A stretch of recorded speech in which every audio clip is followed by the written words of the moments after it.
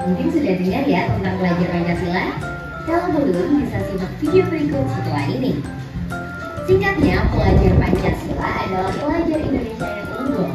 Unggul dalam artian sebagai seorang pelajar sepanjang hayat juga tidak hanya membangun kompetensi yang tinggi, tapi juga mengembangkan karakter Pancasila.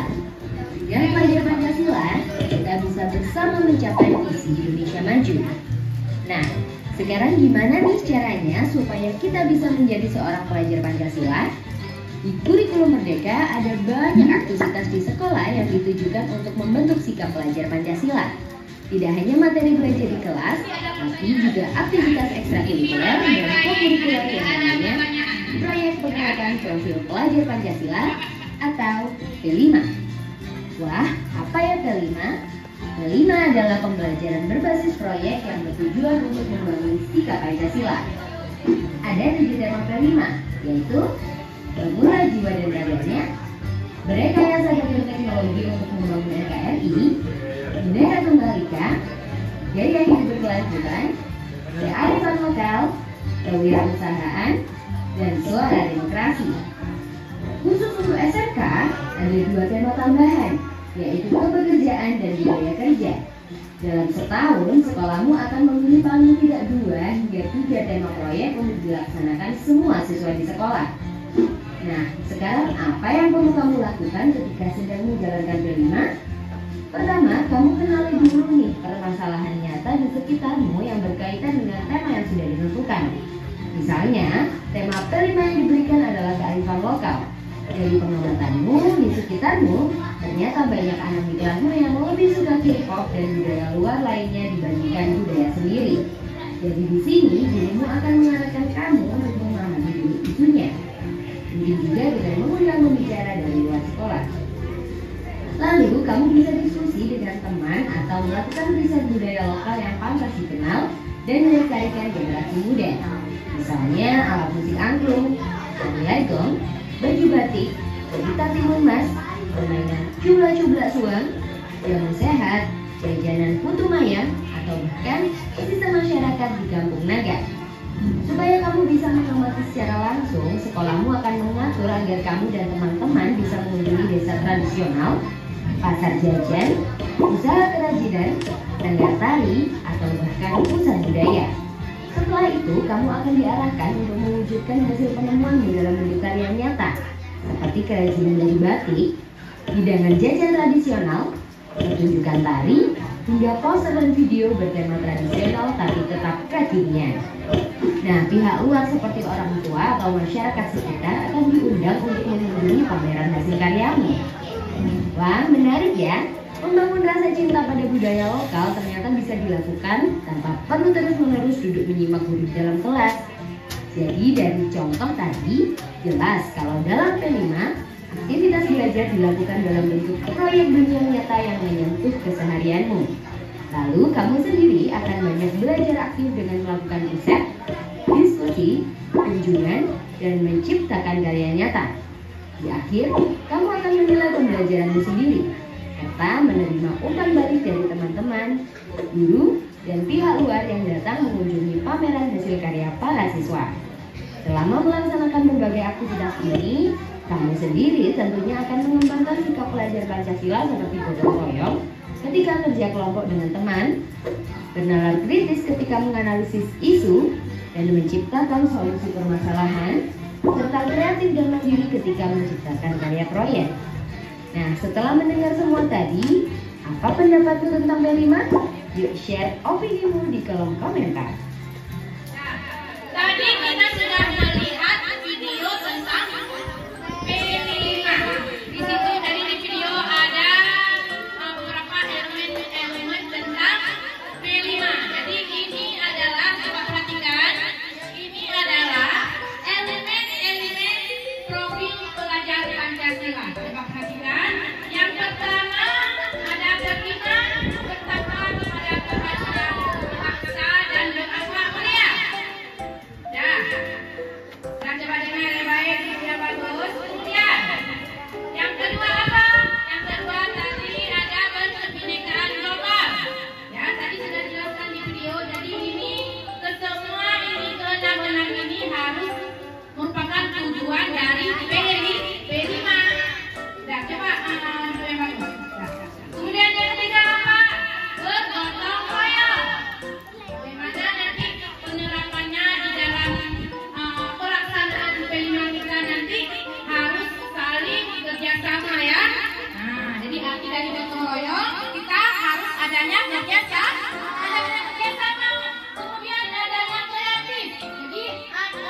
kreativitas kita. Kreativitas kita dalam membuat suatu proyek, ya. Jadi harus ada kreativitas. Kemudian bernalar kritis. Nah, kalau bernalar kritis artinya menggunakan nalar. Kita harus berpikir. Nah, misalnya sudah ada bahan apa yang kira-kira yang cocok kita buat temanya atau proyeknya, bagaimana cara kita membuatnya, itu sudah bernalar kritis. Kemudian mandiri. Jadi diharapkan kepada semua peserta untuk mandiri, bertanggung jawab, semuanya harus mandiri dalam melakukan suatu tugas atau proyek atau suatu aksi. Tadi selain dari profil pelajar Pancasila ada profil pelajar Rahmatan lil Alamin. Nah, coba perhatikan. Yang pertama, ada keteladanan atau qudwah, ya. Jadi bagaimana yang dinamakan keteladanan? Jadi di sini diharapkan kita sebagai peserta didik untuk saling memberikan contoh yang terbaik antara sesama contoh yang baik seperti berakhlak yang bagaimana, adab bagaimana, sopannya bagaimana, paham? Dan yang kedua, kewarganegaraan dan kebangsaan atau muwafatana. Jadi kita sebagai warga Indonesia yang baik sudah seharusnya mengikuti peraturan atau perintah yang kemudian ada dinamis dan inovatif. Nah, adanya karya-karya yang baru atau model-model yang baru, ya. Apa kira-kira yang mau kita ambil sebuah tema nanti?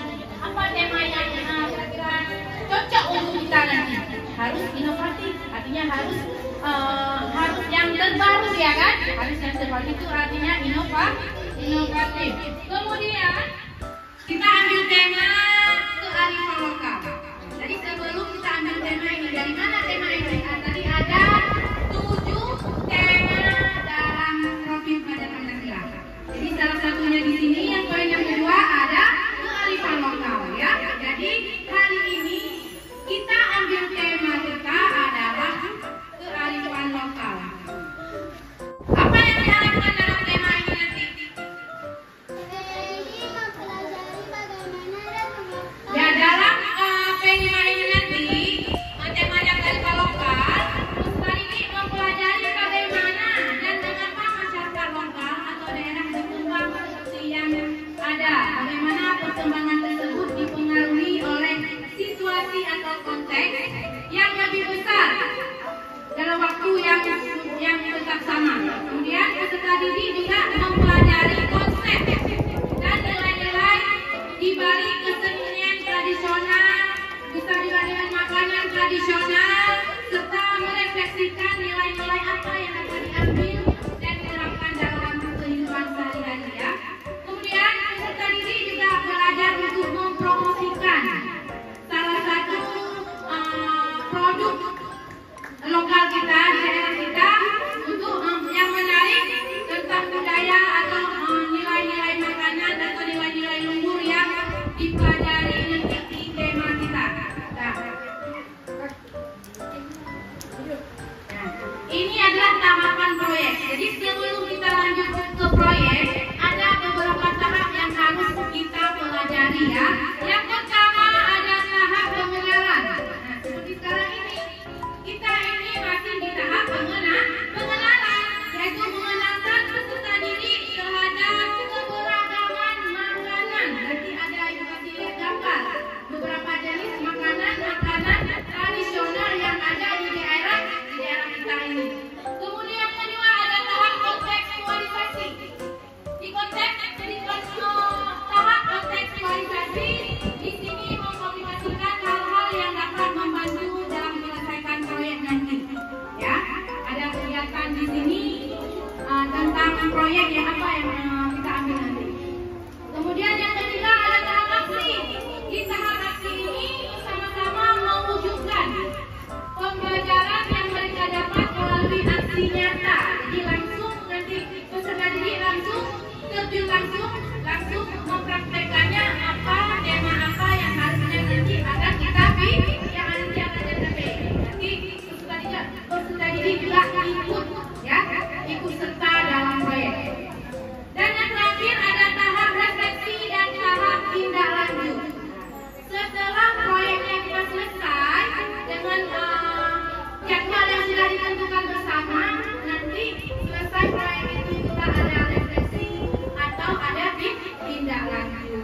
Di sini menanggapi proses dengan penguatan dari guru berbagai praktek, baik dalam merawat, baik dalam cara pembuatan proyek, bisa dari makanan dan kit, bisa cara merawat tumbuhan dan lain sebagainya, seni dan budaya, dan refleksi tentang menyusun langkah-langkah strategi selanjutnya.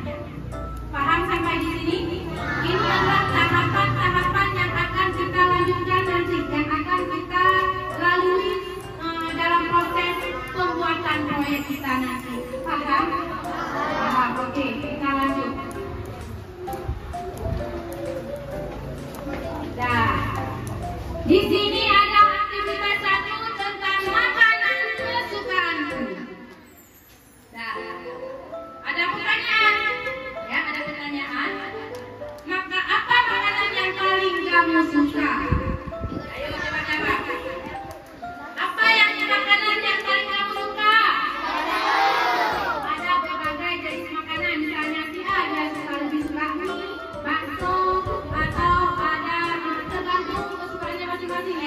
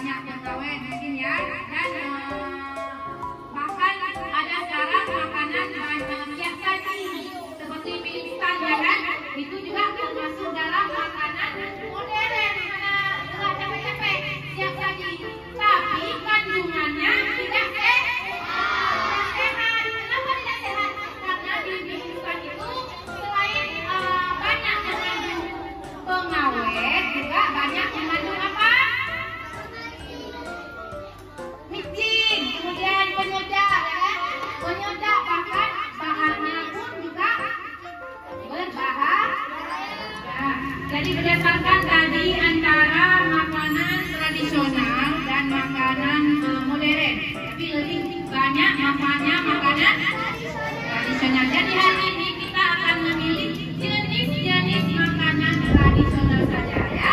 Nah, coba sekarang kira-kira apa saja makanan tradisionalnya? Huruf kita tulis hurufnya di tabel makanan tradisional. Dan kemudian apa lagi? Ya, timbang. Dan lanjut.